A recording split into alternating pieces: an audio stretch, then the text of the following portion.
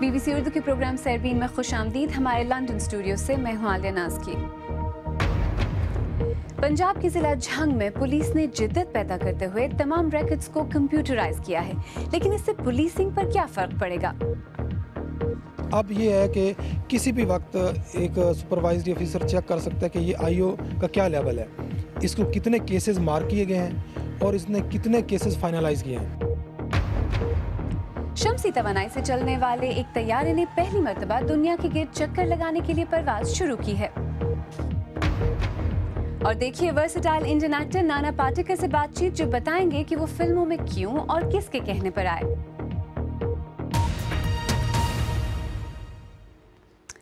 पाकिस्तान में अमूमी तौर पर पुलिस के निज़ाम को फरसूदा, बदअनवान और इंसाफ की राह में बड़ी रुकावट तस्वुर किया जाता है, लेकिन पंजाब के ज़िला झंग में पुलिस ने अपनी मदद आप के तहत कंप्यूटराइज निज़ाम वज़े किया है, जिसकी बदौलत FIR से लेकर कोर्ट और क्रिमिनल रिकॉर्ड तक को ऑनलाइन कर दिया गया है। ये निज़ाम किस तरह काम कर रहा है और इससे पुलिस की कारकर्दगी पर क्या असरात पड़े हैं, देखिए शुमाइला जाफरी की इस रिपोर्ट में। कांस्टेबल हारून रशीद झंग पुलिस के शोबा IT के इंचार्ज हैं। 2013 में उन्हें कंप्यूटराइज्ड पुलिसिंग को मुमकिन बनाने का टास्क दिया गया, तो उन्हें अंदाज़ा नहीं था कि ये हदफ कैसे पूरा होगा। लेकिन 1.5 बरस के अरसे में उन्होंने न सिर्फ FIR के इंदराज और इस पर होने वाली तमाम पेशरफ्त को कंप्यूटराइज करने का सॉफ्टवेयर बनाया, बल्कि वायरलेस नेटवर्क से ज़िले के 14 थानों को मुंसलिक करके पाकिस्तान में पुलिसिंग का नया कल्चर मुतारिफ करवा दिया। जो तफ्तीशी हजरात होते हैं, पहले उनकी चेक एंड बैलेंस नहीं था उनकी प्रोग्रेस का। अब ये है कि किसी भी वक्त एक सुपरवाइजरी ऑफिसर चेक कर सकता है कि ये आईओ का क्या लेवल है, इसको कितने केसेस मार्क किए गए हैं और इसने कितने केसेस फाइनलाइज किए हैं। ये झंग की पुलिस लाइंस का मरकजी रिकॉर्ड रूम है, जहां गुज़श्ता 25 बरस के मुकदमात की फाइलें रखी गई हैं। इस रिकॉर्ड की हिफाजत और इसमें से मतलूबा मालूमात का हुसूल नामुमकिन नहीं तो खासा मुश्किल ज़रूर है। लेकिन झंग में अब काफ़ी हद तक पुलिस को इस अहमत से गुजरने की ज़रूरत नहीं रही। 2012 से अब तक की 20,000 से ज़ायद FIRs, इनसे मुतालिका तमाम रिकॉर्ड और ज़िले भर के तकरीबन 10,000 जराइम पेशा अफराद की तमाम मालूमात भी ऑनलाइन हो चुकी हैं। मोहम्मद यूनुस एक मकामी जिम्मेदार हैं। चंद रोज़ पहले उन्होंने एक झगड़े की FIR दर्ज करवाई। इसके बाद से इन्हें अपने मुकदमे पर पेशरफ्त की तमाम मालूमात SMS के जरिए फ़ोन पर ही मौसूल हो रही हैं। FIR की कॉपी के लिए काफ़ी अरसा पुलिस वालों के थाने में चक्कर लगाने पड़ते थे, लेकिन अब वो मैसेज आ गया, मुकदमा नंबर भी आ गया, मुझे तो पता लग गया भाई मेरा गिरफ्तार हो गया है। अब वो कहें भाई गाड़ी में डीजल गिरवा दो, हमने गिरफ्तारी के लिए जाना है, वो काम तो रहा नहीं ना। झंग फिरका वाराना तशद्दुद के हवाले से पंजाब का हसास तरीन ज़िला है। यहाँ मुतारिफ करवाई गई कंप्यूटराइज्ड पुलिसिंग से अमनो अमान में बेहतरी आ रही है। यही वजह है कि अब इस निज़ाम को दूसरे अजला में भी राइज किया जा रहा है। Shumaila Jafri, BBC news, Jhang. और सुबह पंजाब के वज़ीर दाखिला कर्नल रिटायर्ड शुजा खानज़ादा ने BBC को बताया है कि सूबाई हुकूमत इस कंप्यूटराइज निज़ाम को पूरे सूबे में नाफिज करना चाहती है। पूरा पुलिस का निज़ाम जो है ना वो चीफ मिनिस्टर साहब बदल रहा है, इसमें हम स्पेशलाइजेशन ला रहे हैं। मतलब ये काउंटर टेररिज्म फोर्स हमने रेस कर दी है, उसकी आपने देख लिया पासिंग आउट हो गई है, they are in the field. Mob police जो है वो हम टोटली डिफरेंट पुलिस कर रहे हैं सारी। हम डॉल्फिन पुलिस ला रहे हैं which will be highly mobile on motor bikes, जहाँ पर आपने कॉल की वो वहाँ पर पहुँच गए हैं। ये IT इंटरवेंशन बीच में आ गई है, कमांड एंड कंट्रोल सिस्टम जो हम एक सेटअप कर रहे हैं, जिससे पूरे सिटी सर्वेलेंस हो रही होगी थ्रू कैमराज, जिस तरह लंदन में है, इस्तांबुल में है, बीजिंग में है, मैक्सिको में है। तो ये सारी इंटरवेंशन जो है ये खुद ब खुद आपका माइंडसेट चेंज करके रख देगी। ये थे पंजाब के वज़ीर दाखिला शुजा खानज़ादा। इसी बार में आपसे कुछ देर पहले मैंने साबिक़ IG पुलिस अफजल शिगरी से बात की और उनसे पूछा कि पूरे सूबे में इस निज़ाम को फैलाने के लिए बहुत पैसों और रिसोर्सेज की ज़रूरत होगी, क्या हुकूमत के पास ये ज़राए हैं? बात यह है कि हुकूमत को अगर ज़राए नहीं है तो ज़राए लाने चाहिए। वो इसलिए कि इंटरनल सिक्योरिटी इस मुल्क की बका जो है उसके साथ है। ये एक्सपेरिमेंट्स हुए हैं बिट्स एंड पीसेस में, लेकिन अमूमन यही हुआ कि ये जो जिस तरफ आपने इशारा किया कि उनको मेंटेन करने के लिए रिसोर्सेज नहीं दिए गए और वो फिर सिस्टम जो है वो फिर अल्टीमेटली ख़त्म हो गया। पुलिस पर बदनवानी और मजालिम के इल्ज़ाम लगते रहते हैं। ऐसे में सिर्फ टेक्नोलॉजी के लाने से पुलिस कल्चर कैसे बेहतर हो सकता है? मेरे ख्याल जो पाकिस्तान में जो पुलिस कल्चर जो बना हुआ है और जो मसाइल हैं वो तो एक अलग बहस है, और वो ये एक एनेबलिंग टूल है कि जिससे आप पुलिस को अगर कोई करना चाहे तो एफिशिएंसी आएगी। लेकिन जाहिर है अगर पुलिस में करप्शन हो, रैम्पेंट हो, उनके काम में इंटरफेरेंस हो, जो सियासी मुदाखलत हो, तो फिर मैं नहीं समझता हूँ कि इससे फ़ायदा होगा, बल्कि शायद इससे नुकसान ही हो जाएगा। जहाँ तक पुलिस रिफॉर्म की बात है, वो कैसे मुमकिन है पाकिस्तान में इस वक्त? मेरी नज़र में 2002 में ये बहुत अच्छी काविश हुई थी और ये क़ानून बनाया गया था, और उसमें दुनिया के क़वानीन जो उनको हमने देखा उसमें बदकिस्मती ये हुई कि उसकी इम्प्लीमेंटेशन नहीं हुई। मेरा ख़्याल है इसमें डीपोलिटिसाइजेशन की ज़रूरत है। उसके अलावा पुलिस को प्रोफेशनल ऑपरेशनल एटोनॉमी की ज़रूरत है, और तीसरी सबसे ज़्यादा इम्पॉर्टेंट बात ये कि एक बड़ी इंडिपेंडेंट, स्ट्रिक्ट और क्रेडिबल अकाउंटेबिलिटी की ज़रूरत है। उसके लिए स्ट्रक्चर बनाना चाहिए। उस कानून में वो प्रोवाइड किया गया था, लेकिन उसको ऑन ग्राउंड कोई लेकर नहीं आया, और मेरा ख्याल है इस तरफ अगर हम तवज्जो दें तो कोई वजह नहीं है कि हमारी पुलिस जो है अच्छे नताइज ना दे। देहात और कस्बों में जहां आम लोगों के पास कंप्यूटर और इंटरनेट वगैरह की सहूलत मौजूद नहीं, तो क्या ये निज़ाम मज़ीद मसाइल पैदा नहीं करेगा वहाँ? नहीं, वो बात यह है कि आपको इब्तदा जो है सारे बड़े शहरों में कर रही हैं, और उसके बाद फिर इसको ग्रेजुअली बाकी मुल्क में फैलाना है। वहाँ का जो क्राइम, अगर बेशक आप उसको पब्लिक यूज़ के लिए इंटरफेस ना भी करें, तो लेकिन वहाँ का क्राइम और वहाँ का क्रिमिनल और वहाँ पे फिंगरप्रिंट्स, वो सारी इंफॉर्मेशन जो है वो आपकी डेटाबेस में चली जाएगी, और अगर वही शख्स शहर में आके किसी किस्म की कार्रवाई करेगा तो उसको ट्रेस करना आसान हो जाएगा। साबिक़ आईजी पुलिस अफजल शीगरी, जिनसे मैंने कुछ देर पहले बात की। इस बारे में हमारे सोशल मीडिया सफ़ात पर भी लोग अपनी राय का इजहार कर रहे हैं। फ़ारूक अहमद लाहौर से कहते हैं, टेक्नोलॉजी के इस्तेमाल से पुलिस सिस्टम में ज़्यादा शफाफियत आएगी और पुलिस का कंट्रोल भी बेहतर तरीके से किया जाएगा। मोहम्मद अली कराची से लिखते हैं, टेक्नोलॉजी अगर जाहिल के हाथ आए तो इसका कोई फ़ायदा नहीं होगा। और ज़िया खान गुजरावाला से कहते हैं, मेरे ख्याल में बेहतर टेक्नोलॉजी लाने से पहले पुलिस को अवाम के साथ अपना रवैया तब्दील करना चाहिए। आइए अब एक नज़र दीगर अहम मौज़ूआत पर डालते हैं। इंडिया के एक निजी टीवी चैनल NDTV ने दिल्ली बस गैंग रेप पर बनाई जाने वाली दस्तावेजी फिल्म पर पाबंदी के खिलाफ एहतजाजन 1 घंटे तक अपने प्रोग्राम रोक दिए। NDTV पर इतवार को इंडियाज़ डॉटर नामी इस फिल्म को नशर होना था, ताहम पाबंदी के बाद टीवी ने 1 घंटे तक दस्तावेजी फिल्म का सिर्फ टाइटल ही नशर किया। इस्लामाबाद हाई कोर्ट ने गवर्नर सलमान तासीर के कत्ल के इल्ज़ाम में सजाए मौत पाने वाले मुजरिम मुमताज़ कादरी की अपील की दरख्वास्त पर फैसला सुनाते हुए इंसदाद दहशतगर्दी एक्ट के तहत नहीं बल्कि 302 के तहत दी गई सजाए मौत को बरकरार रखा है। इस्लामाबाद हाई कोर्ट ने पीर को इस दरख्वास्त पर फैसला सुनाया। शम्सी तवानाई से चलने वाला एक तैयारा दुनिया के गिर्द चक्कर लगाकर एक नया रिकॉर्ड कायम करने की कोशिश में है। इस तैयारे की परवाज़ आज सुबह अबू ज़हबी में शुरू हुई है। 2 स्विस पायलट सोलर इम्पल्स 2 नामी इस तैयारे में मुख्तलिफ बरअज़्मों का सफ़र 5 माह में तय करेंगे। BBC के नामानिगार मार्क लोबेल लॉन्च साइट पर मौजूद थे। उनकी रिपोर्ट पेश कर रहे हैं हुसैन अस्करी। अपनी ज़िंदगी के सबसे दिलचस्प सफ़र के लिए तैयारी, इस्लामी का इन पायलट्स को बरसों से इंतज़ार था। इस नाजुक से तैयारे को टेक ऑफ के लिए बहुत अच्छा मौसम चाहिए। एक मामूली सी तकनीकी रुकावट के बाद जहाज़ आसमान की बुलंदियों की जानिब रवाना हो गया।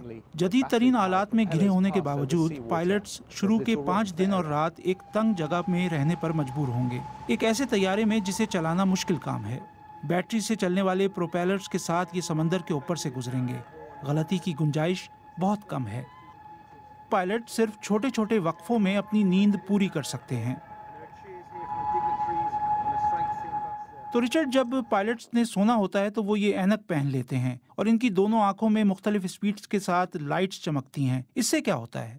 आपका दिमाग किसी भी पैटर्न के पीछे जा सकता है। तो जैसे लाइटें मध्यम होती हैं तो साथ में दिमाग भी सुस्त होता जाता है और वो एक गहरी नींद में चले जाते हैं, लेकिन सिर्फ 20 मिनट के लिए, क्योंकि पायलट्स को आलात की निगरानी के लिए हर 20 मिनट में उठना पड़ता है। स्विस हुकूमत को आने वाले 5 माह में इंडिया, चीन, अमेरिका और यूरोप की फ़ज़ाई हदूद में दाखिल होने की इजाज़त मिल चुकी है।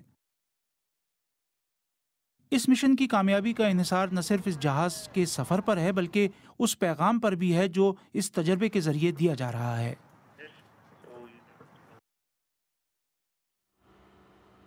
मार्क लोबेल की रिपोर्ट। आप BBC उर्दू का प्रोग्राम सरबीन देख रहे हैं। प्रोग्राम में आगे चलकर देखिएगा, अफगानिस्तान में एक खातून का टैक्सी चलाना किन मसाइल को दावत दे सकता है, और मुमताज़ इंडियन एक्टर नाना पाटेकर क्यों इस कदर गुस्से में रहे, देखिए जरा देर बाद।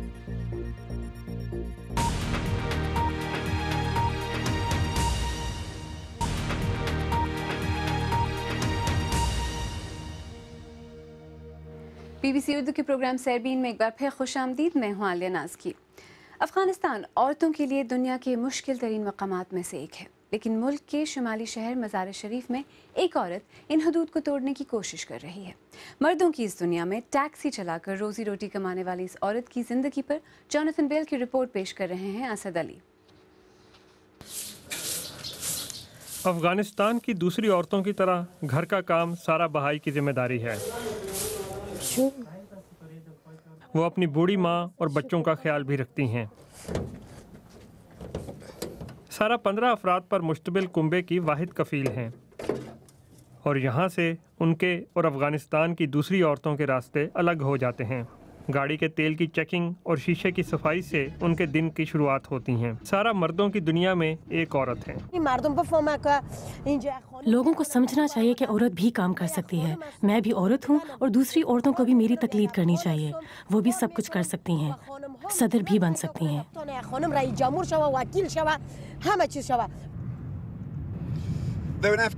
अफगानिस्तान में तो सऊदी अरब के बरक्स औरतों को ड्राइविंग की इजाज़त है, लेकिन फिर भी यहाँ बहुत कम औरतें गाड़ी चलाते हुए नजर आती हैं, और टैक्सी चलाना तो यहाँ सिर्फ मर्दों का ही काम है, सवाए इस कार के। सारा को अपना चेहरा दिखाने से डर लगता है, और ना ही खुल्लम खुल्ला अपनी राय के इजहार से।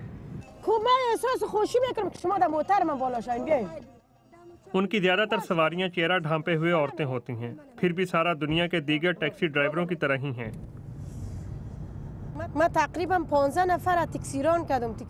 बातें करती हैं और करती चली जाती हैं, और ऐसा करने में कई हदें भी तोड़ रही हैं।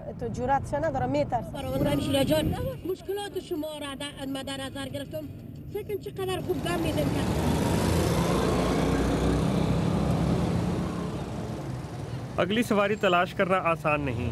कम ही मर्द उनकी गाड़ी में बैठने की जुर्रत करते हैं। इस तरह का रद्द-ए-अमल और रवैया ही मर्दों का नॉर्मल रद्द-ए-अमल होता है। कई बार मुझे दूसरे ड्राइवरों से धमकियां मिलती हैं। वो मेरी खातून सवारियों को कहते हैं कि मैं गाड़ी नहीं चला सकती, मुझे दौरे पड़ते हैं, मैं एक्सीडेंट कर दूंगी, लेकिन औरतें उनकी बात नहीं सुनती। अफगान औरतों की ज़िंदगी में हालिया बरसों में कुछ बेहतरी आई है। तालिबान के दौर में तो वो अकेले बाहर भी नहीं निकल सकती थी, लेकिन अभी बहुत कुछ करना बाकी है। सब सारा की तरह दलेर नहीं, जो रात को अपनी शॉटगन के साथ अपनी गाड़ी की हिफाजत करती हैं। धमकियों के बावजूद सारा औरतों के हकूक़ के लिए आवाज़ उठाने में फ़ख्र महसूस करती हैं। जॉनथन बेल की रिपोर्ट। आइए अब देखते हैं कि हमारी वेबसाइट bbcurdu.com पर आप कौन सी खबरें ज़्यादा पढ़ रहे हैं। क्रिकेट वर्ल्ड कप में इंग्लैंड की बांग्लादेश के हाथों शिकस्त, बरतानिया की इंसदाद दहशतगर्दी की पॉलिसी पर मुसलमानों को भरोसा नहीं, और फ्रांस में अक्सर वालिदैन बच्चों की पिटाई के हक़ में हैं। आज हमारे क़ारीन की ज़्यादा तवज्जो इन खबरों पर रही। परिंदा, क्रांतिवीर, गुलाम मुस्तफ़ा और गमन जैसी फिल्मों में अपने किरदारों से लोगों को मशहूर कर देने वाले अदाकार नाना पाटेकर इंडिया की तरह पाकिस्तान में भी बहुत पसंद किए जाते हैं। नाना पाटेकर कम मगर मयारी फिल्मों में ही नज़र आते हैं। BBC हिंदी सर्विस की सिमरनप्रीत कौर ने उनसे बात की और सवाल ये किया कि वो अपने किरदारों में इतनी जान कैसे डाल देते हैं। गुस्सा तो हमें आता है, हमारे इर्द गिर्द जो घट रहा है उसकी वजह से कोफ्त होती है, तकलीफ होती है।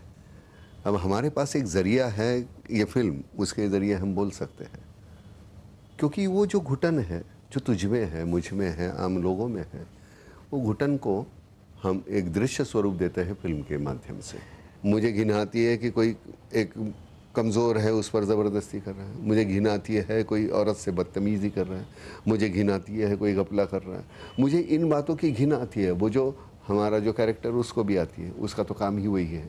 थिएटर के बारे में, थिएटर के बैकग्राउंड? मैं वैसे तो अव्वल तो मैं फिल्मों में आना ही नहीं चाहता था। मैं थिएटर से बड़ा खुश था। स्मिता पाटिल की वजह से मैं फिल्मों में आया। उसका कहना था, नाना ये बड़ा कैनवास है, एक ही वक्त तुम इतना कर सकते हो, इतने लोगों तक पहुंच सकते हो, तुम्हें जो कहना है, जिस तरह की तुम्हारी सोच है, तो मैं चाहती हूँ कि तो फिल्म में आ जाए। और उसकी बदौलत में उसने बहुत ही ज़बरदस्ती की, तो आज की आवाज़ में मैंने काम की थी। आपके कुछ फेवरेट डायलॉग्स या जो डायलॉग्स आपको अब तक याद हो आप ही की फिल्मों से? नहीं, ऐसे मेरे डायलॉग के तौर पे मैंने कभी बोला नहीं। वैसे वजूद कब में जाऊँ, हमेशा मैं वो कविता कहता हूँ, कैसे बताऊँ मैं तुम्हें, मेरे लिए तुम कौन हो, कैसे बताऊँ मैं तुम्हें। तुम धड़कनों का गीत हो, जीवन का तुम संगीत हो, तुम जिंदगी, तुम बंदगी, तुम रोशनी, ताजगी, हर खुशी, प्यार हो, प्रीत हो, मनमीत हो, आँखों में तुम, यादों में तुम, नींदों में तुम, ख्वाबों में तुम हो मेरी हर बात में, तुम हो मेरे दिन रात में, तुम सुबह में, तुम शाम में, तुम सोच में, तुम काम में, मेरे लिए पाना भी तुम, मेरे लिए खोना भी तुम, मेरे लिए हंसना भी तुम, मेरे लिए रोना भी तुम, और जागना सोना भी तुम, जाऊं कहीं देखूं कहीं, तुम हो वहाँ, तुम हो वहीं, कैसे बताऊं मैं तुम्हें, तुम बिन तो मैं कुछ भी नहीं। तो वो जो डायलॉग है, डायलॉग के क्रांतिवीर का मुझे मैं डायलॉग नहीं लगता, मुझे लगता कि वो भड़ास थी, वो जो निकल गई, अंदर था, वो इर्द गिर्द एक दूसरे की गर्दन काट रहे, वो देखा था मैंने उस वक्त, उसका वो जो एक परिपाक था, वो रिएक्शन थी। या तिरंगा का जो है वो सभी वो वही है, लेकिन डायलॉग करके वो होता नहीं। फिर एक आध लाइन कोई होती है, लोगों को पसंद आती है, फिर हाँ, एक मच्छर आदमी को हिजड़ा बना देता है। हालांकि उसके अंतरे जो थे, गिरो साले गिरो, उस झरने की तरह जो पर्वत की ऊंचाई से गिर के भी अपने अस्तित्व को खोने नहीं देता। तो वो जो अंतरे थे वो लोगों के समझ में नहीं, उन्होंने बायहाट नहीं किए, वो समझने की कोशिश कम की, लेकिन उसका जो पहले साला एक मच्छर आदमी को हिजड़ा बना देता है, वही उनके जहन में रह गया। नाना पाटेकर से सिमरनप्रीत कौर बात कर रही थी। अगर आप चाहें तो मुझसे और हमारी टीम के दीगर साथियों से ट्विटर पर भी रब्ता कर सकते हैं। मेरा ट्विटर हैंडल है @आलियानाज़की। इसके साथ ही सरबीन इख्तिताम को पहुंचा। प्रोग्राम में पेश होने वाले मौज़ूआत पर अगर आप अपने ख्यालात का इजहार करना चाहें तो फेसबुक पर हमारा सफ़ा हाजिर है। आप हमारे ट्विटर हैंडल @BBC उर्दू के ज़रिए भी हमसे रब्ता कर सकते हैं। कल फिर हाजिर होंगे। आलियानाज़की को भी इजाज़त दीजिए।